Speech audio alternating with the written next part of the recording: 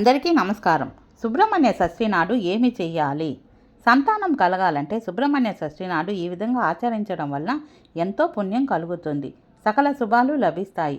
సుబ్రహ్మణ్య స్వామి వారిని ఈ షష్ఠి రోజు పూజించడం వలన కోరిన కోరికలన్నీ నెరవేరుతాయి.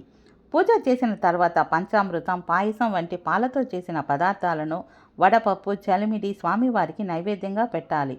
అలాగే సుబ్రహ్మణ్య స్వామి వారి ఆలయానికి వెళ్ళి పూలు పడగలను సమర్పిస్తే కూడా మంచి జరుగుతుంది. శక్తి, ధైర్యం పెరుగుతాయి. సర్పదోషం ఉన్నవారు సుబ్రహ్మణ్యేశ్వర స్వామివారిని ప్రత్యేకించి ఆరాధించాలి. పాలాభిషేకం చేసి అష్టనాగ పూజ చేస్తే రాహువు, కేతువు దోషాల నుంచి బయటపడవచ్చు.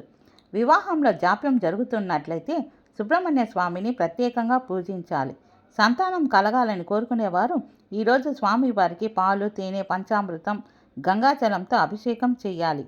అలాగే స్వామివారి ఆలయంలో ప్రత్యేక పూజలు చేయాలి.